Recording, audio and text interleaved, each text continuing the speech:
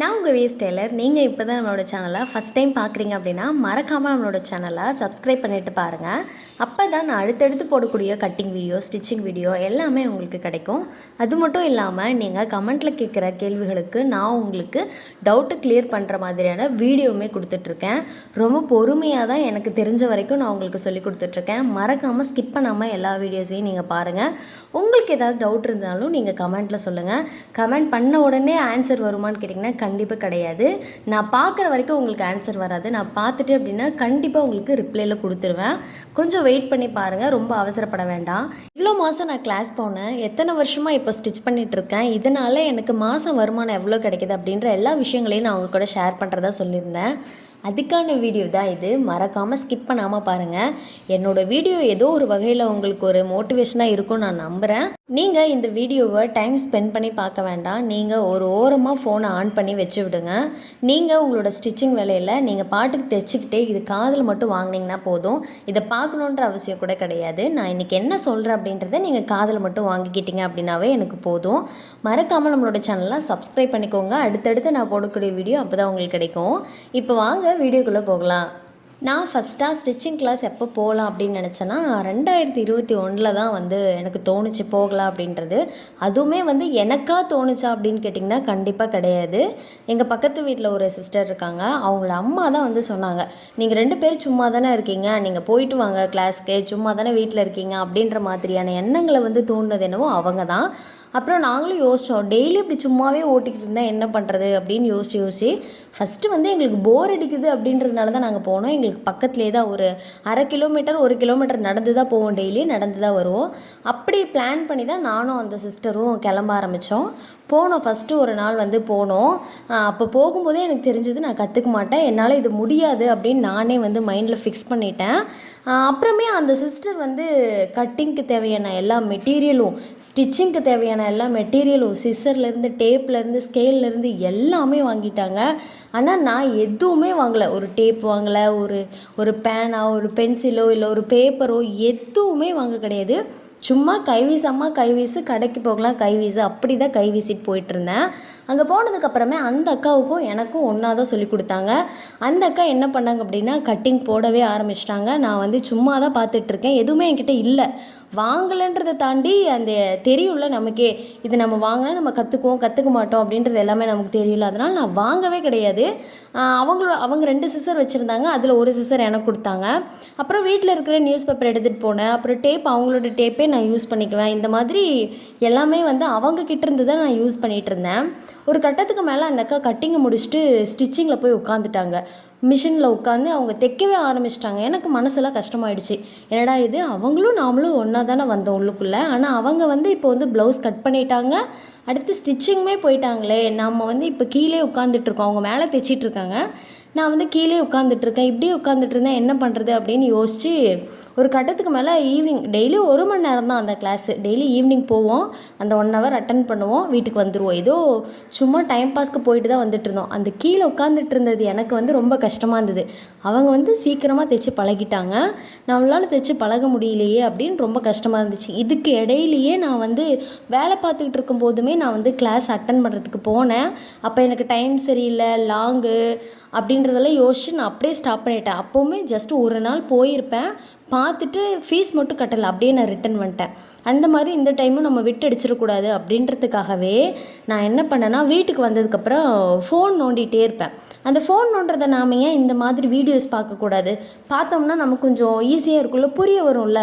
அவங்க சொல்லி கொடுக்குறதும் சொல்லி கொடுக்கட்டும், நம்ம சைட்லேருந்து எந்த வழியில் கற்றுக்கலாம் அப்படின்றதையும் யோசித்து நான் ஃபோனையும் பார்க்க ஆரம்பித்தேன். ஒரு சிலரோட வீடியோஸ்னால் எப்படி சொல்கிறேன்னா, முக்கியமாக இவங்களோடது அப்படிலாம் கிடையாது. எனக்கு எல்லாத்தோட வீடியோவும் ஒரே மாதிரி தான். நீங்களுமே நாளைக்கு ஸ்டிச் பண்ணி பழகினதுக்கப்புறமே யோசிச்சு பார்ப்பீங்க, எல்லோரும் ஒரே மாதிரி தான் சொல்லித்தராங்க, ஆனால் சொல்கிற அந்த வாயும் அந்த வாய்ஸும் தான் வேறையாக இருக்குது. சேம் ஒரே மாதிரி ப்ராசஸாக தான் இருக்கும். ஒரு சிலர் ஹைட்டை ஃபஸ்ட்டாக எடுப்பாங்க, ஒரு சிலர் செஸ்ட் ரவுண்டை ஃபஸ்ட்டாக எடுப்பாங்க. இவ்வளோ தான் வித்தியாசமே தாண்டி, அதை தாண்டி வேறு ஒன்றுமே கிடையாது. நீங்களே ஸ்டிச்சிங் கற்றுக்கிட்டதுக்கப்புறம் எல்லோரும் ஒரே மாதிரி தான் சொல்லித்தராங்க அப்படின்னு நீங்களே புரிஞ்சுப்பீங்க.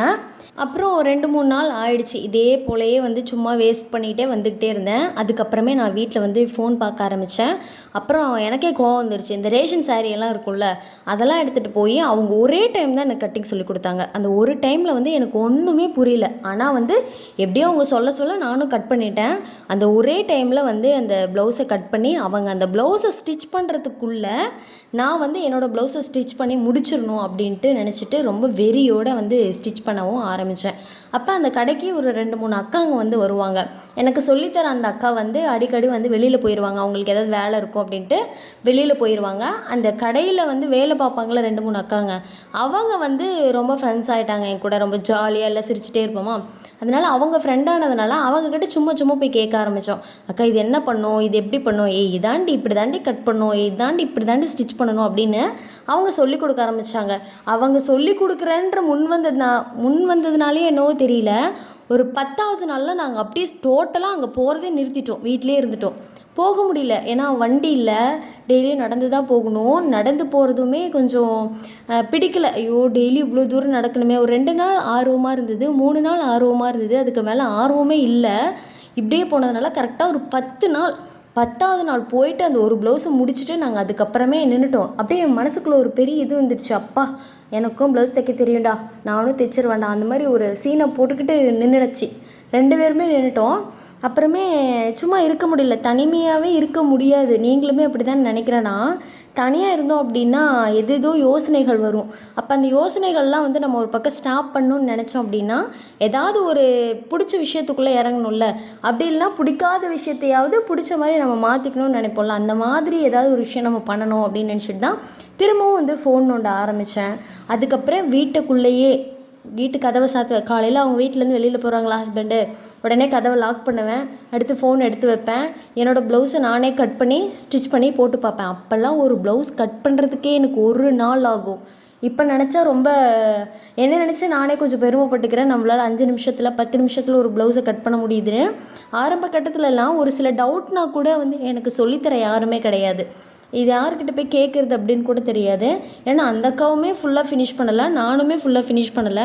அதனால் சொல்லித்தரத்துக்கு யாருமே இருக்க மாட்டாங்க. என்னடா பண்ணுறது அப்படின்னு சொல்லிட்டு நானே ஃபோனை பார்ப்பேன். நானே அவங்க சொல்லி கொடுத்த அந்த நோட்ஸ் எல்லாம் இருக்கும்ல, அப்போல்லாம் நோட்டில் தான் எழுத சொல்லுவாங்க. அந்த நோட்டையும் எழுதுவேன். திரும்பவும் ஃபோன்லேயே பார்ப்பேன். அதை அப்படியே மார்க் பண்ணுவேன், கட் பண்ணுவேன். இப்படியே வந்து ரொட்டீனாக போய்கிட்டே இருந்துச்சு. அப்புறம் இன்னும் பக்கத்தில் இருக்க ஒரு அக்கா கிட்ட வந்து அவங்க ரொம்ப க்ளோஸ் எனக்கு. அவங்கக்கிட்ட வந்து ஒரு சில ப்ளவுஸ் எல்லாம் வந்து நானாகவே வாங்கி ஸ்டிச் பண்ணி கொடுப்பேன். அவங்களுக்கு என்னோடய அமௌண்ட்டை போட்டு நானாகவே வாங்கி ஸ்டிச் பண்ணி கொடுப்பேன். அதுவும் இல்லாமல் அவங்களோட அமௌண்ட்டை போட்டு அவங்களுமே எனக்கு ப்ளவுஸ் வாங்கி கொடுப்பாங்க. ஆரம்ப கட்ட காலத்தில் என்னோடய அம்மாவுக்கு கூட நான் ஸ்டிச் பண்ணது கிடையாது. அப்போது அந்த ஃபஸ்ட்டில் அந்த பக்கத்தில் இருக்கிற அவங்களுக்கு தான் நான் வந்து தைச்சி கொடுத்தேன். அப்போ அந்த அக்கா வந்து சொல்லுவாங்க, குறையெல்லாம் சொல்ல மாட்டாங்க. இது நல்லா இல்லை, அது நல்லா இல்லை அப்படின்னு சொல்ல மாட்டாங்க. இது கொஞ்சம் மாற்றிக்கலாம், இது கொஞ்சம் சரி பண்ணினா இன்னும் சூப்பராக வரும் அப்படின்னு சொல்ல எனக்கு ரொம்ப ஆசையாயிடுச்சு. அந்த ப்ளவுஸை ஃபினிஷ் பண்ணி நீட்டாக அவங்க எப்போ இன்னும் சூப்பராக இருக்குதுன்னு எப்படா சொல்லுவாங்கன்ட்டு ரொம்ப ஆர்வம் வந்துருச்சு. அதனால் என் கை காசை போட்டு நான் ப்ளவுஸ் வாங்கிட்டு வருவேன். என் கை காசை போட்டு நான் தைச்சி அதில் எந்த தையல் கூலி எதுவுமே வாங்க மாட்டேன். என்னோடய ப்ராக்டிஸ்க்காக அவங்கள வந்து நான் யூஸ் பண்ணிக்கிட்டேன். அதே போல் அவங்களுமே என்கிட்ட நிறைய ஏமாந்துட்டாங்க. எப்படின்னா அவங்க அமௌண்ட்டு போட்டு எனக்கு வாங்கி தருவாங்க, நான் சரியாகவே தைச்சி தர மாட்டேன். ஒன்று வந்து ஃப்ரண்ட்டில் சரி இருக்காது, பேக்கில் சரி இருக்காது, கையிலலாம் சுருக்கம் வரும். இந்த மாதிரி எக்கச்சக்கமான வேலைகளை வந்து நான் பார்த்துருவேன். இதில் என்ன ஒரு விஷயம் அப்படின்னா, எனக்கு வந்து நான் அதிகமாக தைச்சிக்கிட்டது ஒரு 2 ப்ளவுஸ் தான் தைச்சிருப்பேன். அந்த 2 ப்ளவுஸுமே வேஸ்ட்டு. இப்போ எடுத்து பார்த்தா கூட சிரிப்பாக வரும். இவ்வளோ ஒஸ்ட்டாவாக நம்ம தைச்சிருந்துருப்போம் அப்படின்ட்டு இப்போ கூட பார்த்தா கூட சிரிப்பாக வரும். இந்தளவுக்கு வேஸ்ட் பண்ணியிருக்குமே கிளாத்தெல்லாம் அப்படின்ட்டு. ஆனால் அதுக்கப்புறமே வந்து எனக்கு தெரிஞ்சு கல்யாணம் ஆனதுலேருந்து நான் என்னோடய வளைகாப்பு ப்ளவுஸை மட்டும்தான் வந்து நான் கடையில் கொடுத்து ஸ்டிச் பண்ணேன். அதுக்கப்புறமே சரியோ தவறோ நம்மளே தைச்சிக்கலாம், நம்மளே தைச்சி பழகினா தானே நம்மளை நம்பி வர கஸ்டமருக்கு வந்து நம்ம சரியாக தைச்சி தர முடியும். இல்லைனா நம்ம தைச்சி போடாமல் இருந்தால் நம்மளால் கரெக்ஷன் பண்ண முடியாதுல்ல, இந்த இடத்துல இப்படி இருக்குது அப்படின்றது. அதனால் நம்ம தைச்சி போடுவோம் அப்படின்னு நினச்சி நானே தைச்சி போட ஆரம்பித்தேன். அந்த அக்காவும் ஒரு சைடு கொடுத்தாங்க. இப்போ நானும் தைச்சி போட ஆரம்பித்தேன். அதுக்கப்புறம் எங்கள் அம்மாவும் சொன்னாங்க, தைச்சி கொடு பாப்பா, எப்படி தான் இருக்குன்னு பார்க்கலாம் அப்படின்னு சொல்லுவாங்க. எங்கள் அம்மாவுக்கு தைக்கிறதுக்குள்ளே போதும்னு ஆயிரும். ஏதாவது ஒன்று சொல்லிகிட்டே தான் இருப்பாங்க. இது அதுன்னு இப்போவுமே ஏதாவது ஒன்று சொல்லுவாங்க. ஏன் இப்படி சொல்கிறாங்கன்னா, மற்றவங்க யாரும் குறை சொல்கிறதுக்கு முன்னாடி அவங்க சொல்லி அதை திருத்திடலாம் அப்படின்றதுனால தான் அதை சொல்கிறாங்களே வந்து மற்றபடியாக தப்பாக நம்மளோட நெகட்டிவாக நீ தைக்கவே சரியில்லை வேஸ்ட்டு அப்படின்லாம் சொல்ல கிடையாது. நல்லா தைக்கணும் அப்படின்ற எண்ணத்தோடு தான் நம்ம அம்மா கூட அப்படி சொல்கிறாங்க அப்படின்னு நானாகவே புரிஞ்சுக்கிட்டேன். இப்போ ரீசெண்டாக இப்போ ஒரு வருஷமாக வந்து எதுவுமே சொல்கிறதில்ல. அப்பா நீ தைக்கிற ப்ளவுஸே பரவாயில்ல பாப்பா இங்கே கொடுக்குறதுக்கு அப்படின்னு சொல்லி எவ்வளோ தூரம்னாலும் எங்கள் அம்மா என்கிட்ட தான் எடுத்து வந்து கொடுப்பாங்க. அப்புறம் இதில் என்ன ஒரு கஷ்டமான விஷயம் அப்படின்னா, டெய்லர் கிளாஸ் போகும்போதெல்லாம் என்கிட்ட மிஷின் கிடையாது, மிஷின் இல்லை. அதனால தான் நான் சொன்னேன் கதவை லாக் பண்ணுவேன் கட் பண்ணுவேன், கதவை லாக் பண்ணி கட் பண்ணிகிட்டே தான் இருப்பேன் அப்படின்ட்டு. அப்புறம் கொஞ்ச நாள் கழித்து மிஷினே வாங்கிடலாம், எவ்வளோ நாள் தான் நம்ம வந்து இப்படி கட் பண்ணிகிட்டே இருக்கிறது, மிஷினே வாங்கிடலாம் அப்படின்னு நினச்சிட்டு குட்டி மிஷின் வந்து உஷாவில் இருக்கும்ல, அது வந்து 5500 அந்த மாதிரி, கரெக்டாக 5500 தான். அதில் வந்து மோட்டரே வைக்க வேண்டிய அவசியம் இல்லை. அப்போ வந்து எனக்கு தெரியல அந்த மிஷினில் வந்து மோட்ரு வைக்கணுமா வைக்கக்கூடாதா எப்படின்றது பெரிய அனுபவம்லாம் கிடையாதுல்ல. அதனால என்ன பண்ணுறேன்னு தெரியாமல் மோட்டரோடு வச்சுட்டேன். ஸ்மார்ட் ஒர்க் பண்ணலாம், ஹார்ட் ஒர்க் பண்ண வேண்டாம் அப்படின்ட்டு ஸ்மார்ட் ஒர்க் பண்ணலான்னு சீனை போட்டு அந்த மோட்டரையும் ஃபிக்ஸ் பண்ணிட்டேன். கடைசியில் அது ஓட்டுனது இன்னும் ஒரு மாதம் தான் ஓட்டியிருப்பேன். ஏன்னா அந்த பெடலில் அந்த மிஷினில் வந்து டக்குன்னு வந்து த்ரெட்டெல்லாம் கட் ஆகும், கடன்னு சவுண்டு வரும். இத்தனைக்கும் புது மிஷின், அது யாருமே யூஸ் பண்ணல. கரெக்டாக கடைக்கு போனோம், புதுசாக வாங்கிட்டு வந்தோம். அந்த மிஷின் சுத்தமாக செட் ஆகலை. அந்த மிஷின் அப்புறமே என்ன பண்ணுறதுன்னு யோசிச்சிட்டே இருந்து சரி இந்த மிஷினை போட்டுட்டு நம்ம புது மிஷினாக வாங்கிடலாம் அப்படின்னு நினச்சிட்டு புது மிஷினும் வாங்கிட்டேன். அப்போ வந்து நான் வாங்கும்போது F5 தான் வந்து ஜாக்கில் வந்து F5 தான் ஓடிட்டு இருந்துச்சு. அப்போ வந்து ஃபேமஸ் அப்படின்னு கேட்டிங்கன்னா ஜாக் F5 தான் ரன்னில் இருந்துச்சு. இப்போ என்ன மாடன்னு தெரில, அப்போ இருந்துச்சு. அப்போ எனக்கு அதோட கலர் காம்பினேஷனாக இருக்கட்டும், அதோட சவுண்டாக இருக்கட்டும், ரொம்ப சூப்பராக இருந்தது. அதனால் என்ன பண்ணலாம், இதுவே வாங்கிக்கலாம் அப்படின்னு நினச்சிட்டு இதையுமே வாங்கிட்டேன். இது வாங்குறதுக்குமே ஒரு பெரிய போராட்டம் நடந்துச்சு. என்ன அப்படின்னா, வாங்கலாமா வேண்டாமா, இப்போதைக்கு இதில் இவ்வளோ அமௌண்ட் போட்டால் இந்த அமௌண்ட்டை நம்ம இப்போவே எடுக்க முடியுமா அப்படின்னு நினச்சிட்டு நிறைய யோசித்து இன்னமும் வரக்கூடிய காலங்களில் அதை எல்லாத்தையும் கூட நான் உங்கள்கிட்ட ஷேர் பண்ணிக்கிறேன். அப்புறம் ஏதோ ஒரு வழியாக வந்து வாங்கியாச்சு. இந்த மிஷின் வாங்குறதுமே என்னோட தனிப்பட்ட என்னோட அமௌண்ட்டு. இதை வாங்குறதுக்கு நான் என்ன ஐடியா பண்ணேன், இது எப்படி நான் வந்து இந்த அமௌண்ட்டை ஃபுல்லாக கட்டி முடித்தேன் அப்படின்ற எல்லாத்தையுமே நான் உங்ககிட்ட சொல்கிறேன். இது எல்லாமே என்னோடய உழைப்பு தான். இப்போ இந்த மிஷினையும் நான் வாங்கிட்டேன். எப்படியோ ஒரு வழியாக வந்து கஷ்டப்பட்டு என்னோடய மிஷினையும் நான் வாங்கிட்டு கரெக்டாக எப்போ ஸ்டார்ட் பண்ணுறேன் அப்படின்னா 2023 வந்து ஸ்டார்ட் பண்ணுறேன்.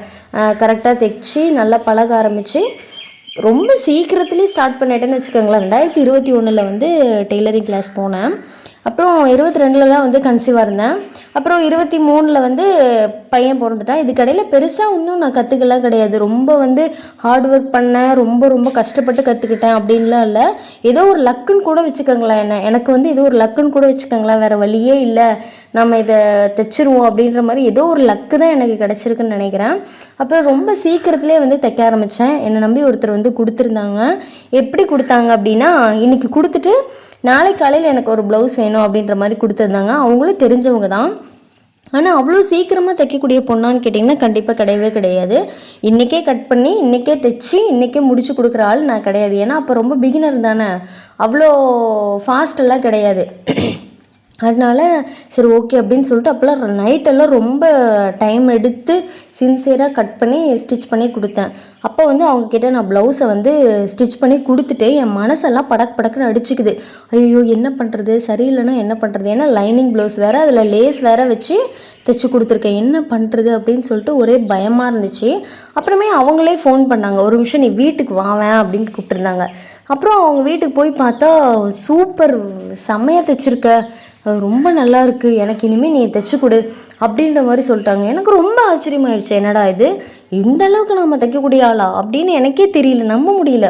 அப்புறமே எனக்கே புரிதல் வந்துச்சு, நான் கட்டிங் எவ்வளோ டைம் எடுத்து நீட்டாக பண்ணுறனோ அதே அளவுக்கு வந்து எனக்கு ஸ்டிச்சிங் வந்து சூப்பராக வர ஆரம்பிச்சது அப்படின்னு எனக்கு வந்து புரிஞ்சிக்கிச்சு.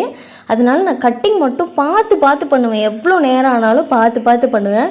இப்போ என்னவோ ஒரு 10 நிமிஷம் 5 நிமிஷம் 1/4 மணி நேரம் எடுத்துக்கிறேன். அதுக்கு முன்னாடியில் ஒரு நாளே ஆகும்னு கூட நான் உங்ககிட்ட சொல்லியிருக்கேன். ஸ்டிச்சிங் பண்ணணும்னு நினச்சிங்க அப்படின்னா நீங்கள் கட்டிங் ஃபஸ்ட்டு ரொம்ப சூப்பராக தரவாய்க்கோங்க. எத்தனை பேப்பர் வேஸ்ட் பண்ணாலும் சரி, எத்தனை ப்ளவுஸ் பிட்டை வேஸ்ட் பண்ணாலும் சரி, கட்டிங் மட்டும் தெளிவாக பண்ணிட்டீங்க அப்படின்னா ஸ்டிச்சிங் வந்து நீங்கள் சூப்பராக பண்ணிக்கலாம். இப்போது ஓரளவுக்கு கொஞ்சம் நல்லா தைக்க ஆரம்பிச்சிட்டேன். ஒரு சிலர் வந்து என்கிட்ட கொடுத்து அவங்க போய் இன்னும் 4 பேர்கிட்ட சொல்லி ஓரளவுக்கு வந்து கஸ்டமரோட பேஸ் வந்து எனக்கு கிடச்சிருச்சு. அப்புறம் இன்னும் வந்து தோணுச்சு, இன்னும் வேறு என்ன பண்ணி நம்ம வந்து பிஸ்னஸை டெவலப் பண்ணலாம் வீட்டில் இருந்துட்டு அப்படின்னு யோசிக்கும்போது, பக்கத்தில் வந்து ஜெராக்ஸ் கடை இருக்குது. அந்த ஜெராக்ஸ் கடைக்கு போய் இந்த மாதிரி ப்ளவுஸ் எல்லாம் ஸ்டிச் பண்ணுறேங்க்கா அப்படின்னு சொன்னோன்னா, அவங்களே வந்து எனக்கு வந்து ஒரு பிரிண்ட் அவுட் போட்டு கொடுத்தாங்க. நம்ம லேபிள் பண்ணி வாங்குவோம்ல, சேம் அதே மாதிரி நான் லேபிள் பண்ணி வாங்கிட்டு வந்து எங்கள் வீட்டு முன்னாடி கேட்டில் வந்து மாட்டிட்டேன். அதை வந்து பார்த்துட்டே போவாங்க, பார்த்துட்டே வருவாங்கள்ல, அவங்கெல்லாம் எனக்கு ஃபோன் பண்ணவும் ஆரம்பித்தாங்க. நீங்கள் ப்ளவுஸ் தைச்சி தரீங்களாங்க்கா, நைட்டி தைச்சி தரீங்களாக்கா, சுடிதார் தைச்சி தரீங்களாங்க்கா அப்படின்லாம் கேட்பாங்க. எனக்கு தெரிஞ்சதே வந்து ப்ளவுஸ் தானே தெரியும். ஏன்னா நான் கிளாஸே ஒழுங்காக போகல. நான் எப்படி இது பண்ணுறது அப்படின்னு சொல்லிட்டு அப்போவுமே நான் விடமாட்டேன்.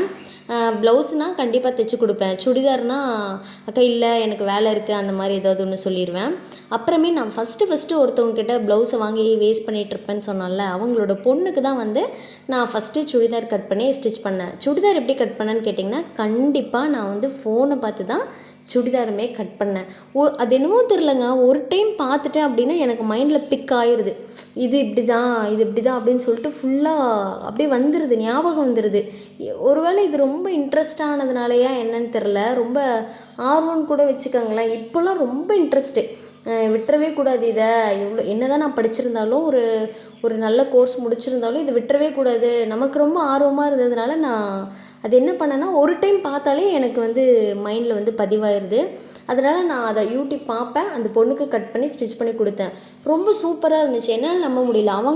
அந்த பொண்ணோட அம்மா வந்து என்னை கேட்குறாங்க, உங்களுக்கு ஏற்கனவே தெரியுமா அப்படின்னு. இல்லைங்க்கா, நான் ஃபஸ்ட் டைம் இப்போ தான் சுடிதாரே தைக்கிறேன் அப்படின்னா அவங்க நம்பவே மாட்டாங்க.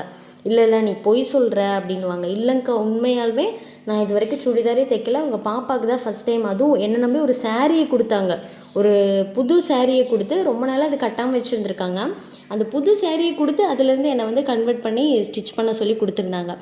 அப்போ அவங்க நம்பவே முடியல. ஆனால் அதுதான் உண்மை. ஏன்னா நான் கிளாஸ் போனது என்னமோ கொஞ்ச நாள் தான், ஒரு 10 நாள் தான் போயிருப்பேன். அதுக்கிடையில் இவ்வளோ டெவலப்பாக அப்படின்னு கேட்டிங்கன்னா, நம்மளோட திறமைன்னு தாங்க நான் சொல்லுவேன். எனக்கு வந்து ஆர்வம் இருந்துச்சு. அதுக்கப்புறம் ஏன்னா அவங்க தைச்சிட்டாங்க, நம்ம தைக்கலையே அப்படின்ற எண்ணம் வந்துருச்சு என் மைண்டுக்குள்ளே. அதை வந்து நான் ஃபினிஷ் பண்ணி காட்டணும் அப்படின்னா, நான் தைச்சாதான் வந்து முறியடிக்க முடியும் அப்படின்றதுனால வெறியாக வந்து நான் தைக்க ஆரம்பித்தேன். தைச்சி முடித்து அப்புறம் சுடிதாரும் கற்றுக்கிட்டேன். அப்புறம் இடையில வந்து பக்கத்தில் எங்கெல்லாம் ஹோல்சேல் ரேட்டில் வந்து நைட்டியோட மெட்டீரியல் கிடைக்கும். அதையும் வாங்கி நான் ஸ்டிச் பண்ண ஆரம்பித்தேன். எனக்கே நான் வந்து நைட்டி ஸ்டிச் பண்ணி போட்டுக்க ஆரம்பித்தேன். அதை பார்த்து ஒரு சிலர் கேட்டாங்க, நைட்டி எங்களுக்கு பண்ணி தரீங்களான்னு கேட்டாங்க, சுடிதார் பண்ணி தரீங்களா, இப்படி எல்லாத்தையுமே இன்றைக்கி நான் கற்றுக்கிட்டேன். எனக்கு இப்போ எல்லாத்தையுமே கற்றுக்கிட்டு நான் வீட்டில் இருந்து தான் ஸ்டிச் பண்ணிகிட்ருக்கேன். அதனால தான் சொல்கிறேன், கண்டிப்பாக உங்களாலேயும் முடியும். டைமில் இப்போ ஃபோனை வந்து பார்த்து டைம் வேஸ்ட் பண்ணிகிட்ருக்கீங்கள்ல, அதை நான் வந்து என்ன சொல்லுவேன்னா, யூஸ்ஃபுல்லான வீடியோஸை பாருங்கள். இப்போ நீங்கள் ஒரு டெய்லராக ஆகணும்னு நினச்சிங்கன்னா டெய்லரோட வீடியோஸை பாருங்கள். இப்போ நீங்கள் வேறு ஏதாவது எடிட்டிங் அந்த மாதிரி வேறு ஏதாவது யூடியூப் வைக்கணும் அப்படின்ற மாதிரி யோசிச்சிங்கன்னா அவங்களோட வீடியோஸை பாருங்கள். ஆனால் டைம் வேஸ்ட் பண்ணுறதும் நம்மளோட யூஸஸ்க்காகவே வேஸ்ட் பண்ணுங்கள், வேறு எதுவுமே பண்ண வேண்டாம். கொஞ்ச நேரம் ஃபோனை பார்த்துட்டு அதுக்கப்புறமே என்ன பண்ணலாம் அப்படின்னு யோசித்து நீங்கள் உங்களோட வேலையில் சக்ஸஸ் பண்ணுறதுக்கான ஐடியாவை மட்டும் யோசிச்சிட்டே இருங்க. கண்டிப்பாக சக்ஸஸ் ஆகலாம். ப்ளவுஸ் கட் பண்ணுறது பெரிய கஷ்டமானு கேட்டிங்கன்னா கிடையவே கிடையாது. கற்றுக்கிற வரைக்கும் மட்டும்தான் அது கஷ்டம். கற்றுக்கிட்டோம் அப்படின்னா அது ஒரு ஜுஜிபி மேட்டர் என்ன கேட்டால். ஆமாம், கற்றுக்காத வரைக்கும் தானே நான் பயந்துகிட்டே இருந்தேன். இப்போ கற்றுக்கிட்டதுனால தானே எனக்கு தெரிஞ்சது நான் உங்களுக்கு சொல்லிக் கொடுக்குறேன். அப்போ கண்டிப்பாக அது ஈஸி தானே. ஒரு நாள் கஷ்டமாக இருக்கும், 2வது நாளும் கஷ்டமாக இருக்கும், 3வது நாளும் கஷ்டமாக இருக்கும். திரும்ப அதையே பார்க்கும்போது நமக்கு என்ன ஆயிரும், இது இப்படி தாண்டா வரும், இது அப்படி தான் வரும் அப்படின்னு நம்ம மைண்டில் ஃபிக்ஸ் ஆகிடுச்சு அப்படின்னா ரொம்ப தெளிவாகவே நீங்கள் கண்ணை மூடிக்கிட்டே இருந்தாலும் கண்டிப்பாக கை கரெக்டாக மார்க் பண்ணிடும். நீங்கள் பயப்பட வேணாம். ஃபஸ்ட்டு வந்து பயப்படாமல் ரொம்ப தைரியமாக இருங்க. உங்களால் முடியாது, நீ என்ன ப்ளவுஸ் தைக்கிற நல்லா இல்லைன்னு யார் வேணால் சொல்லிட்டு போட்டோம், உங்கள் மேலே இருக்கிற நம்பிக்கையை நீங்கள் கைவிடாதீங்க. உங்களை நானும் நம்புகிறேன். கண்டிப்பாக உங்களாலேயும் ஸ்டிச் பண்ண முடியும். நீங்களுமே ஸ்டிச் பண்ணி முடிச்சுட்டு நல்லா ஸ்டிச் பண்ணியிருக்கேன், என்னால் முடியுது, அப்படி நான் இவ்வளோ சம்பாதிக்கிறேன் அப்படின்ற எல்லா விஷயங்களையும் நீங்கள் என் கூட வருங்காலத்தில் வந்து ஷேர் பண்ணிக்கிங்க அப்படின்ட்டு நான் நம்பிட்டுருக்கேன். கண்டிப்பாக நீங்கள் பண்ணுவீங்க அப்படின்னு எனக்கு தெரியும். இப்போ வந்து நான் மந்த்லி எவ்வளோ ஏர்ன் பண்ணேன் ஃபஸ்ட்லேருந்து இப்போ வரைக்கும் நான் எவ்வளோ ஏர்ன் பண்ணிகிட்ருக்கேன் அப்படின்னு சொல்கிறேன். ஃபஸ்ட்டு வந்து 200 கிடைக்கிறதே பெரிய விஷயமா இருந்துச்சு எனக்கு. அப்புறம் அது நாளடைவில் 1000, அப்புறம் 2000, அப்புறம் 3000, அப்புறம் 10,000, அப்புறம் 15,000, 17,000, 20,000. இப்போது 20,000க்கு மேலே போயிட்டுருக்கு. 20,000 வருது, 10,000 வருது. எப்படின்னா சீசனை பொறுத்து மாறும்னு வச்சுக்கோங்களேன். அதுக்கிடையில் நமக்கு குழந்தைங்க இருக்காங்க, அவங்களையும் பார்க்கணும். அவங்கள பார்க்கும்பொழுது ஒரு சில வேலைகளை வந்து நம்ம ஸ்டாப் பண்ணிடுவோம். நிறைய டைம் வந்து நான் அர்ஜென்ட் ஆர்டர் தான் வாங்கி ஸ்டிச் பண்ணுவேன். ஏன்னா அப்போ தான் ஈஸியாக டக்கு டக்குன்னு உடனே அமௌண்ட் கிடைக்கும். ஒரு சில டைம் முடியல அப்படின்னா நம்ம ஸ்டாப் பண்ணும்பொழுது அந்த வருமானம் வந்து நமக்கு கம்மியாக தானே ஆகும். அதனால் கண்டிப்பாக 20,000 நீங்கள் நினச்சிங்கன்னா அதுக்கு மேலே கூட ஸ்டிச் பண்ணலாம். கண்டிப்பாக உங்களால் முடியும். நீங்கள் கற்றுக்கோங்க. தைரியமாக கற்றுக்கிட்டு ஸ்டிச் பண்ணுற வழியை மட்டும் பாருங்கள். ஸ்டிச் பண்ணணும்னு நினைக்கிற விமன்ஸ்க்கு வந்து பெரிய விஷயம் என்ன அப்படின்னா, அவங்களோட ஹஸ்பண்ட் வந்து அவங்களுக்கு சப்போர்ட் பண்ணுறது தான். ஏன் அப்படின்னா, அவங்க நினைப்பாங்க எனி டைம் இவங்க மிஷின்லேயே உட்காந்துட்ருக்காங்க, குழந்தைங்கள கேர் பண்ணுறதில்ல, ஹஸ்பண்ட் வந்தால் கேர் பண்ணிக்கிறதில்ல அப்படின்னு நினைப்பீங்க. ஆனால் உண்மை என்னென்னா, அந்த ஆர்டர் வந்து அவங்களுக்கு அவ்வளோ அர்ஜெண்ட்டாக இருக்கும். உங்களையும் பார்க்கணுன்ற எண்ணம் அவங்களுக்குமே இருக்கும். ஆனால் அந்த ஆர்டர் அர்ஜெண்ட்டாக இருக்கும். அதை முடிச்சு கொடுத்தா தானே அவங்களோட வருமானம்னு ஒன்று இருக்கும். அவங்களோட ஒரு வருமானம்னு இருந்தால் தானே அவங்க கை நீட்டி செலவு பண்ண முடியும். இல்லைனா எல்லா டைமுமே உங்களே கேட்டுட்ருக்க முடியும். ஆனால் நீங்களும் சொல்லலாம் மேபி, நான் வந்து கொடுக்க மாட்டேன்னு சொல்லலையே அப்படின்னு நீங்கள் நினச்சா கூட, நீங்கள் கொடுக்க மாட்டேன்னு சொல்லலை, இருந்தாலும் அவங்க கையால் இருந்து அவங்க செலவு பண்ணுறது பெரிய சந்தோஷம் அவங்களுக்கு. அதனால வீட்டில் உள்ள ஹஸ்பண்ட் வந்து ஃபஸ்ட்டு வந்து ரொம்ப சப்போர்ட் பண்ணணும். இந்த மாதிரி வீட்டிலையே வந்து ஸ்டிச் பண்ணணும்னு நினைக்கிற பொண்ணுங்களுக்கு வந்து வீட்டில் இருக்கிறவங்க ரொம்ப சப்போர்ட் பண்ணணும். அதுவும் குறிப்பாக வந்து வீட்டுக்காரர் தான் வந்து சப்போர்ட் பண்ணணும். ஏன் அப்படின்னா, எனக்கு வந்து என்னோடய ஹஸ்பண்ட் வந்து ரொம்ப சப்போர்ட் பண்ணுவார். சில நேரங்க சமைச்சு கூட கொடுப்பாங்க. இன்னும் நிறைய சொல்ல முடியாத விஷயங்கள் நிறைய வந்து எனக்கு சப்போர்ட் பண்ணுவார். அதனால தான் நான் இந்த அளவுக்கு வந்து ஒரு நல்ல வருமானம் சம்பாதிக்கிறேன். நான் வீட்லேயே இருந்தாலும் எனக்கும் ஒரு ஃப்ரீடம் இருக்குது. நானும் தைச்சி அந்த அமௌண்ட்டில் வந்து எனக்கான தேவைகளை வந்து நான் பூர்த்தி பண்ணிக்கிறேன். என் பையனுக்கு ஏதோ ஒன்று வாங்கித்தரேன் அப்படின்னு பொழுது எனக்கே ரொம்ப சந்தோஷமாக இருக்குது. ஆனால் என் வீட்டுக்கார் வந்து என்கிட்ட சொல்லிக்க மாட்டார். பரவாயில்ல, என்னோடய வீட்டில் இந்த பொண்ணு இப்படி பண்ணுறா அப்படி இப்படிலாம் நினைக்கவே மாட்டார். ஆனால் வெளியில் சொல்லிப்பார், இந்த அளவுக்கு என் வீட்டில் கஷ்டப்படுறா, உழைக்கிறா, சம்பாதிக்கிறா, குடும்பத்தை பார்த்துக்கிறான்னு வெளியில் சொல்லுவார். ஆனால் என் முன்னாடி சொன்னதில்லை. வெளியிலையாவது சொல்கிறாங்களே அப்படின்னு கூட கொஞ்சம் சந்தோஷமாக தான் இருக்கும். அது மாதிரி உங்கள் வீட்டுக்காரும் உங்கள் முன்னாடி சொல்லலைனாலும் வெளியில் மற்றவங்க கிட்ட கண்டிப்பாக உங்களை விட்டு கொடுக்காம சொல்லுவாங்க. அதுக்கு நீங்கள் உங்களோட உழைப்பை போட்டுக்கிட்டே இருங்க. ஒரு நாள் சீக்கிரமாக நீங்களும் வந்து உங்களோட பேரை வச்சு டெய்லர் அப்படின்னு நீங்கள் சீக்கிரமாக வருவீங்க. நிறைய பேர் கடை வைக்கணும்னு ஆசைப்படுவீங்க. கண்டிப்பாக கடையெல்லாம் வைப்பீங்க. நிறைய சம்பாதிப்பீங்க. வாழ்த்துக்கள். இப்போ நான் வீட்டிலேருந்தே ஸ்டிச் பண்ணால் கூட எனக்கு நிறைய கடைகள்ல இருந்தெல்லாம் கூட கொடுக்க ஆரம்பிச்சிருக்காங்க. நமக்கு தெரிஞ்ச கடைகள்லாம் இருக்கும்ல, அவங்களாம் வந்து நம்மளோட ஃபோன் நம்பர் கேட்டு வாங்கிப்பாங்க. இல்லை அவங்களோட ஃபோன் நம்பர் கூட நான் கேட்டு வாங்கிப்பேன். உங்களுக்கு எதாவது அர்ஜென்ட் ஆர்டர் இருந்ததுன்னா எனக்கு சொல்லுங்கக்கா, நான் உங்களுக்கு பண்ணித்தரேன் அப்படின்னு சொல்லுவேன். அதே மாதிரி அவங்களுக்கு எதாவது இருந்ததுன்னா கண்டிப்பாக எனக்கு கூப்பிடுவாங்க. நானுமே அவங்களுக்கு பண்ணித்தருவேன்.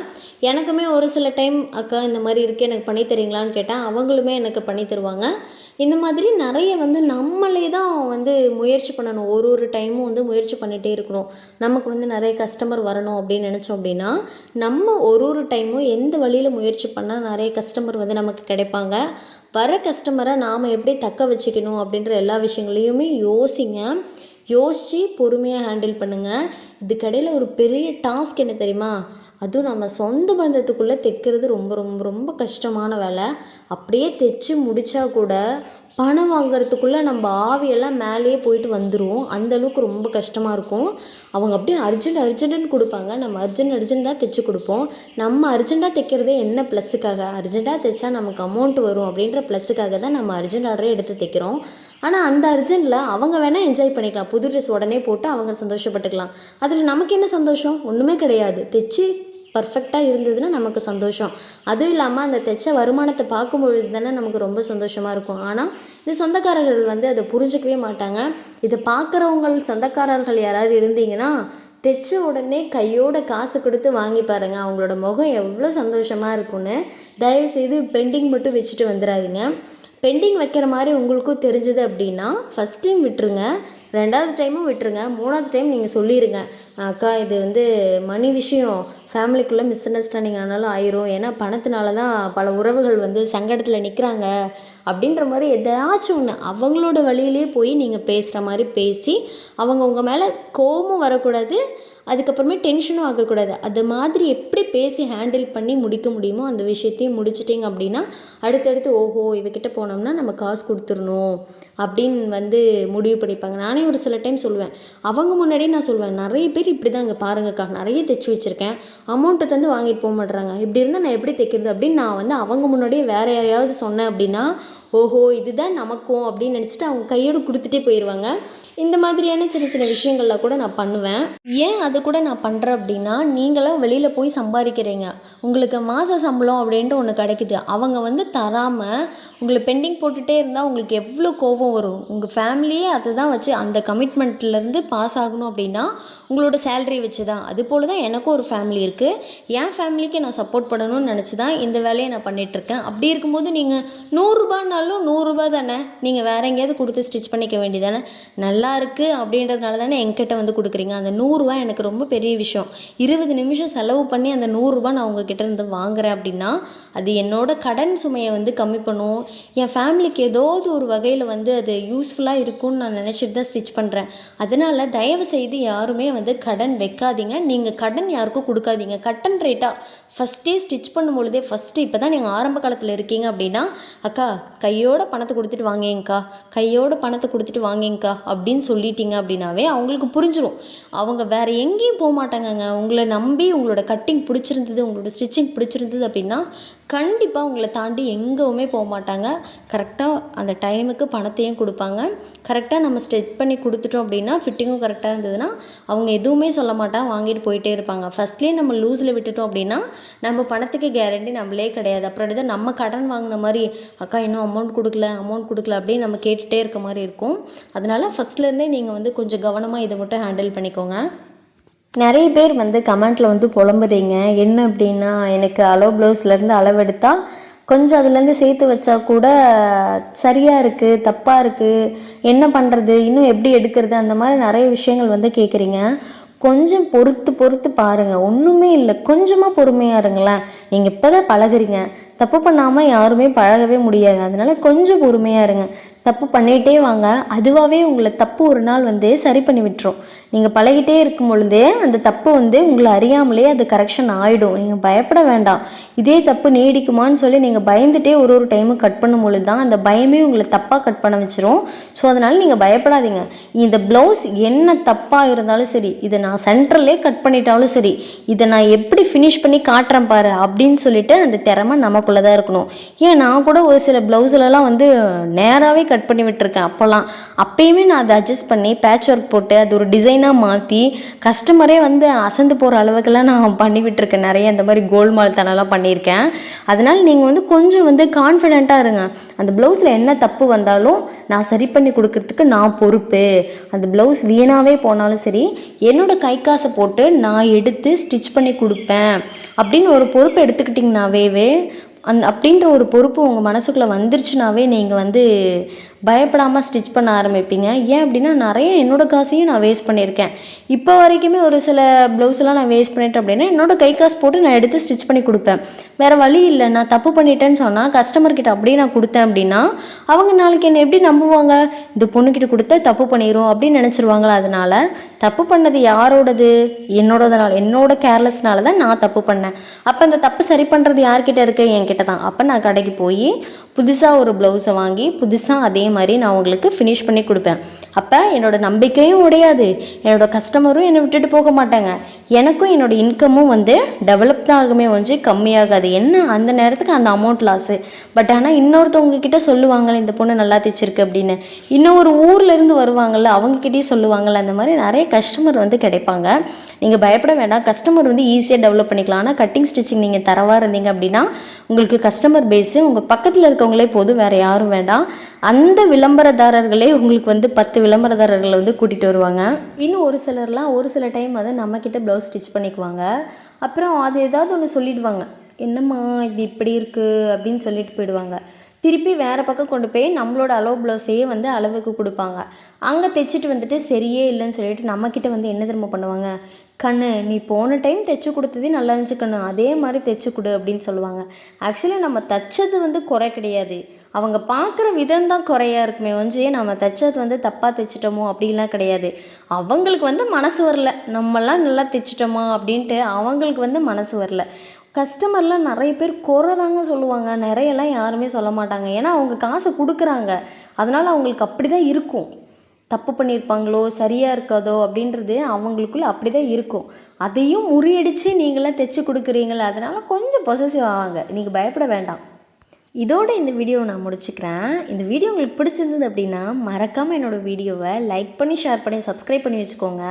அடுத்து என்ன மாதிரியான கண்டென்ட் வேணும் அப்படின்றதையும் சொல்லிடுங்க, நான் உங்களுக்காக அப்லோட் பண்ணுறேன்.